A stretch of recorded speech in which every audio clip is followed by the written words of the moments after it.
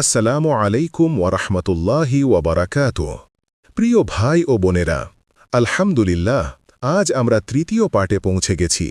প্রথম ও দ্বিতীয় পার্টে আমরা নবীজি সাল্লাল্লাহু আলাইহি ওয়াসাল্লামের জন্ম, হালিমা সাদিয়ার কাছে থাকা, বুক চিরে হৃদয় পবিত্র করার অলৌকিক ঘটনা এবং মা দাদার কোলে বেড়ে ওঠার কথা শুনেছি। আজ শুনব আরও কিছু হৃদয় বিগলিত করা কথা। একটু ধৈর্য ধরে শুনুন, ইনশাআল্লাহ নবীজির প্রতি মোহাব্বত আরও গভীর হবে। ভাই ও বোনেরা, নবীজি সাল্লাল্লাহু আলাইহি ওয়াসাল্লাম যখন মাত্র ৮ বছর বয়স, তখন তার প্রিয় দাদা আব্দুল মুত্তালিবও ইন্তেকাল করেন। মৃত্যুশয্যায় দাদা চাচা আবু তালিবকে ডেকে বলেন, হে আবু তালিব, এই আমার নাতি মুহাম্মদকে তোমার চেয়ে বেশি কেউ ভালোবাসে না। ওকে চোখের আলোর মতো দেখো, ওর হেফাজত করো। এই কথা বলতে বলতে দাদার রূহ কবজ হয়ে যায়। ছোট্ট মুহাম্মদ সাল্লাল্লাহু আলাইহি ওয়াসাল্লাম এখন পিতা, মাতা, দাদা সব হারিয়ে পুরোপুরি ইয়াতিম। এখন তিনি চাচা আবু তালিবের কাছে চলে আসেন। আবু তালিবের ঘরে অভাবের শেষ নেই, অনেক সন্তান, কম আয়। ছোট্ট মুহাম্মদ সাল্লাল্লাহু আলাইহি ওয়াসাল্লাম চাচার সাথে ভেড়া চড়াতে যেতেন। মক্কার পাহাড় পর্বতে গরম রোদে দাঁড়িয়ে ভেড়া চড়াতেন। কখনো ক্ষুধায় পেটে পাথর বেঁধে রাখতেন যাতে ক্ষুধার যন্ত্রণা কম হয়।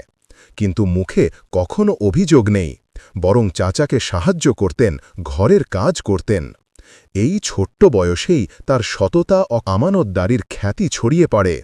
মক্কার লোকেরা তাকে আল আমিন, সত্যবাদী ও আমানতদার বলে ডাকতে শুরু করে, কারণ তিনি কখনো মিথ্যা বলেননি, কারো জিনিসে খেয়ানত করেননি।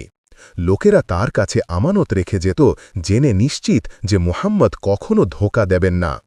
বয়স যখন ১২ বছর, তখন চাচা আবু তালিব ব্যবসায় সিরিয়া যাচ্ছিলেন। নবীজি সাল্লাল্লাহু আলাইহি ওয়াসাল্লাম বললেন, চাচা, আমাকেও নিয়ে চলো। চাচা প্রথমে রাজি হননি, কিন্তু তার জেদ দেখে নিয়ে যান। পথে বুসরা নামক স্থানে এক খ্রিস্টান পণ্ডিত বাহিরা দেখেন যে কাফেলার ওপর মেঘের ছায়া রয়েছে এবং সেই ছায়া শুধু একটি ছেলের ওপর। বাহিরা বললেন, এ ছেলে সাধারণ নয়, এই তো সেই শেষ নবী যার আগমনের কথা আমাদের কিতাবে লেখা আছে। তিনি আবু তালিবকে বললেন, একে এখান থেকে ফিরিয়ে নিয়ে যাও, ইহুদিরা হিংসা করে মেরে ফেলবে। ভাই ও বোনেরা, যে নবীজি পরবর্তীতে পুরো আরবের বাদশাদের বাদশাহ হয়েছিলেন, তিনি শৈশবে এত কষ্ট করেছেন, ভেড়া চড়িয়েছেন, ক্ষুধায় পেটে পাথর বেঁধেছেন, দূর দূরান্তে ব্যবসায় গিয়েছেন।